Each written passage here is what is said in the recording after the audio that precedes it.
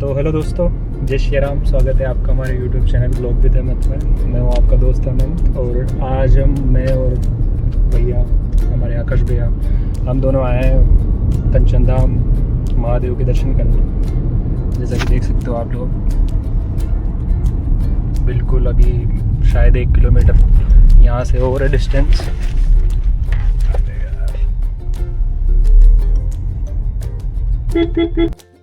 तो दोस्तों लगभग 35 किलोमीटर का ट्रैवल करने के बाद हम लोग फाइनली वो मोमेंट में थे जब हमारे सामने मंदिर आ चुका था।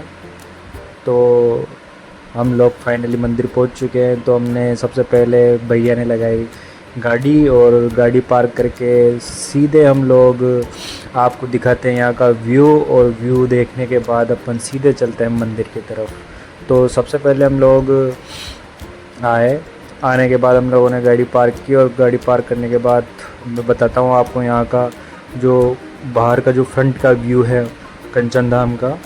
तो देख सकते हो ये है यहाँ का बाहर का फ्रंट का व्यू, जो कि एकदम शानदार नक्काशी के माध्यम से मंदिर का निर्माण किया गया है यहाँ की समिति वालों की तरफ से। तो सीधे हम लोग निकल जाते हैं, भैया हमारे आगे आगे चल रहे हैं और हम लोग सीधे निकल जाते हैं महादेव के दर्शन करने। महादेव के दर्शन करने से पहले हम लोग को मिले भैया, जो कि बाहर बैठे थे। जो लोग आ रहे थे उनके स्वागत में वो लोग बैठे हुए थे। हम सीधे गए, दर्शन किए, और सीधे यहाँ जाने के बाद पंडित जी से मिले। पंडित जी से भैया ने हैंडशेक किया, और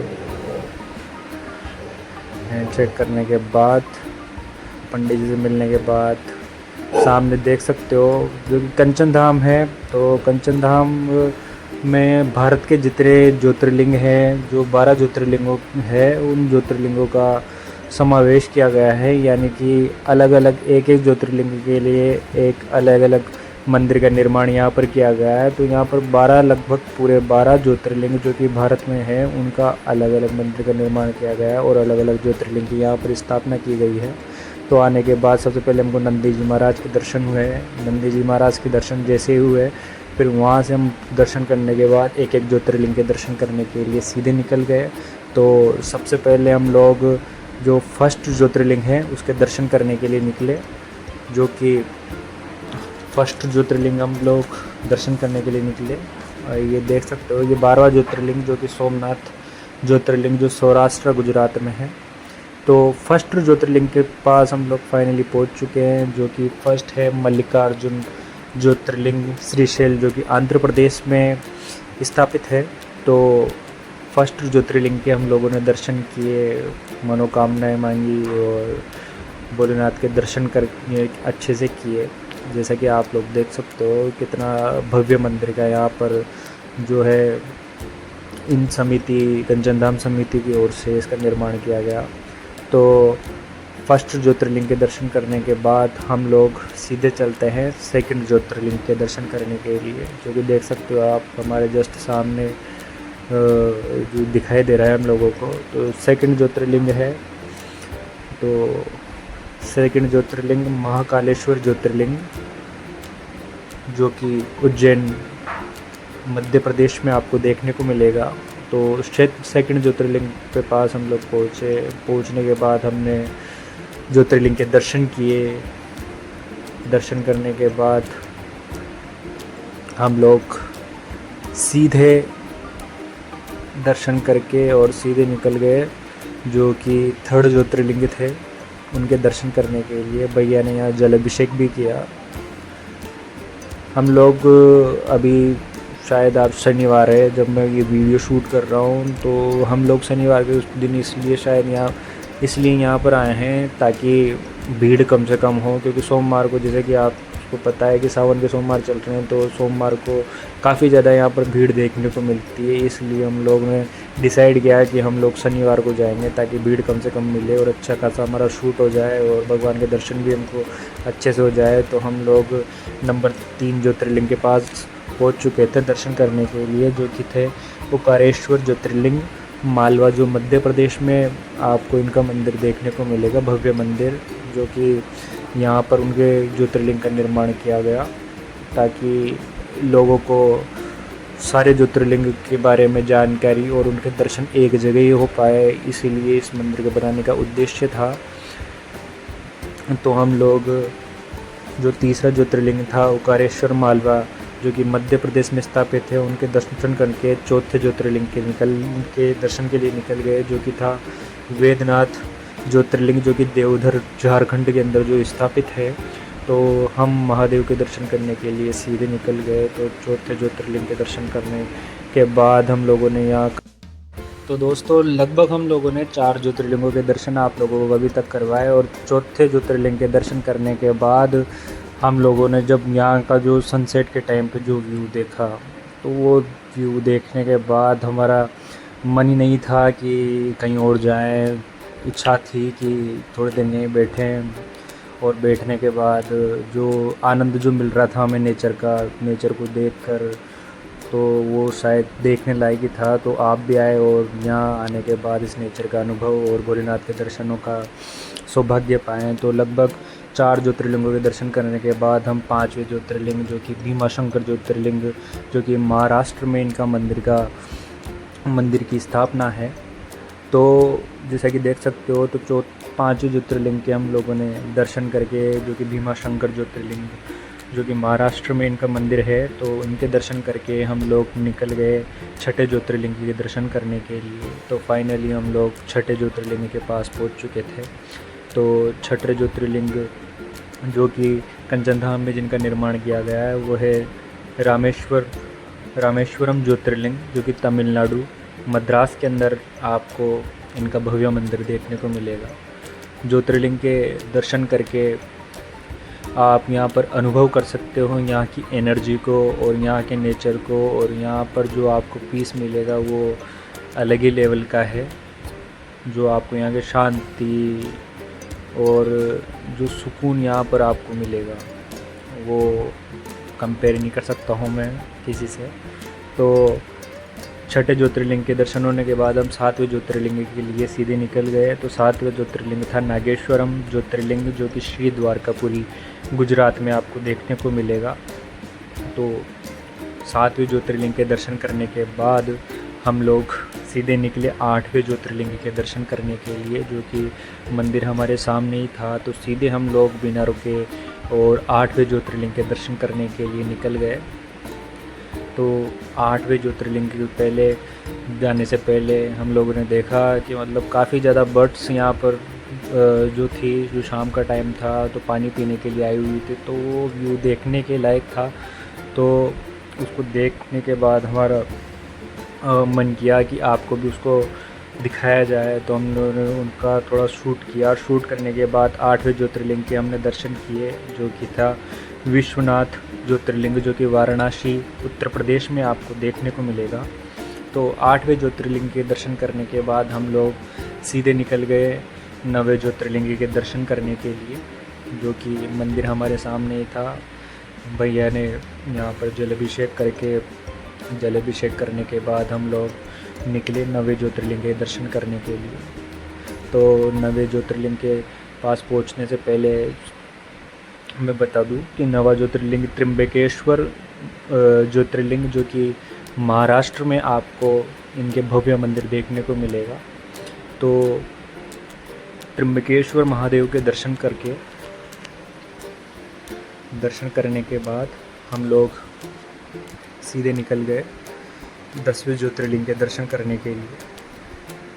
और 10वें ज्योतिर्लिंग दर्शन करने से पहले देख सकते हो आप मंदिर के जो आसपास है, तो पेड़ पौधों का काफ़ी ख्याल यहाँ पर रखा गया है, ताकि आप आकर एक बढ़िया नेचर का आप आनंद उठा पाओ और एक अच्छा इन्वायरमेंट आपको यहाँ पर आसपास मिले।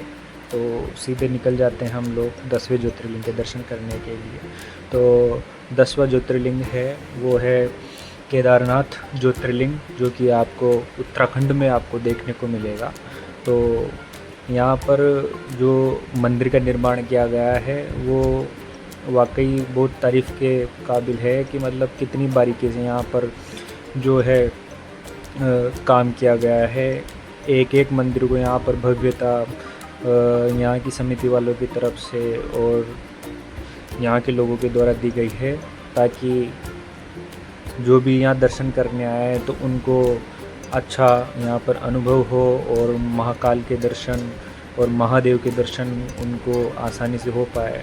तो हम लोग 10वें ज्योतिर्लिंग के दर्शन करने के बाद फाइनली 11वें ज्योतिर्लिंग के पास पहुंच चुके थे, जो कि थे घृष्णेश्वर ज्योतिर्लिंग, जो कि औरंगाबाद महाराष्ट्र में आपको इनका मंदिर देखने को मिलेगा। तो हम लोगों ने 11वें ज्योतिर्लिंग के दर्शन करने के बाद हमने यहाँ पर जलाभिषेक किया। जलाभिषेक करने के बाद जो कि हमारे लास्ट ज्योतिर्लिंग था उसके दर्शन करने के लिए हम लोग सीधे निकल गए, जो कि देख सकते हो लास्ट ज्योतिर्लिंग बिल्कुल। तो दोस्तों फाइनली हम लोग लास्ट ज्योतिर्लिंग जो कि था हमारा सोमनाथ ज्योतिर्लिंग, जो कि सौराष्ट्र गुजरात में आपको देखने को मिलेगा। तो फाइनली हम लोग उसके पास पहुंच चुके थे, जो कि जस्ट मंदिर के फ्रंट गेट के सामने आपको देखने को मिलेगा। तो हम फाइनली पहुंचने के बाद भैया और मैं सीधे चले गए दर्शन के लिए, और मंदिर के अंदर जाकर हम लोगों ने जो कि सोमनाथ जो ज्योतिर्लिंग है, महादेव है, उनके दर्शन किए। देख सकते हो आप लोग कि मतलब कितना यहाँ पर सफाई का और कितना मतलब यहाँ पर इन्वायरमेंट का ध्यान रखकर इस मंदिर का निर्माण किया गया है, ताकि आप लोगों को अच्छे से अच्छा अनुभव यहाँ पर मिले और अच्छा सा अच्छा आपको महादेव के दर्शन हो सके, ताकि आप उस एनवायरनमेंट को और उस एनर्जी को आप फील कर पाओ। तो देख सकते हो दोस्तों, ये थे टोटल कंचन धाम में स्थापित 12 ज्योतिर्लिंग, जो कि देख सकते हो आप लोग एकदम सीक्वेंस से इन मंदिरों का निर्माण किया गया है, ताकि एक परिक्रमा के माध्यम से आप लोगों को पूरे भारत में स्थापित 12 ज्योतिर्लिंगों के दर्शन एक एक करके आपको हो सके। तो दोस्तों हम लोगों ने आपको लगभग पूरे 12 ज्योतिर्लिंगों के दर्शन करवाए और हमने भी साथ साथ में दर्शन किए।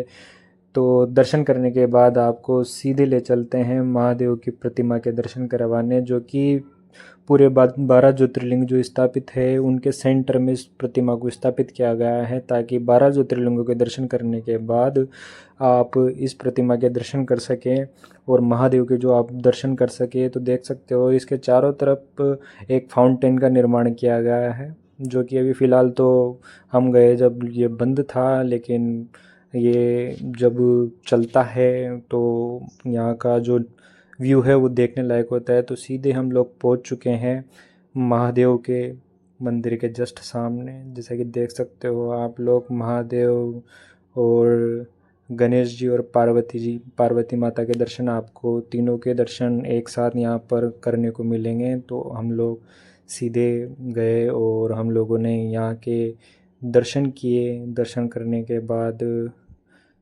जैसा कि देख सकते हो यहाँ पर लोग आते हैं और पूजा प्रतिष्ठा करके और यहाँ पर नेचर और महादेव के दर्शनों का आनंद लेते हैं।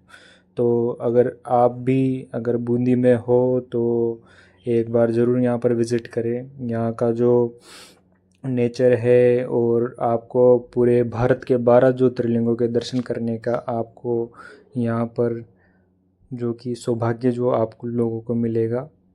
तो देख सकते हो यहाँ का जो नेचर है और सनसेट और जो यहाँ का व्यू है वो अद्वितीय है, जो कि आपको शायद ही कहीं देखने को मिलेगा। इतनी भव्यता से, इतने सीक्वेंस से और इतनी बारीकी से यहाँ पर मंदिर का निर्माण किया गया है। ये थे हम कंचन धाम। तो फाइनली हमारा ये आज का टूर हुआ, आज का यहीं ख़त्म। तो हमारा ब्लॉग आज का यहीं तक ही था। और आप देख सकते हो यहाँ का व्यू जो है कितना अच्छा है। हम लोग तो काफ़ी टाइम यहाँ आते रहते हैं, जब भी हमारी इच्छा होती है भोलेनाथ के दर्शन करने की। अगर आप भी बूंदी में हो तो ये एकदम जो है ब्यूटीफुल पैलेस है, आने के लिए घूमने लायक जगह है। और साथ में आपको भोलेनाथ के दर्शन मिलेंगे, जो कि कंचन धाम के नाम से प्रसिद्ध है, जो कि गेंडोली जो बूंदी के अंदर एक गांव पड़ता है, वहाँ आपको देखने को मिलेगा। धन्यवाद। Thank you for watching blog with Hemant.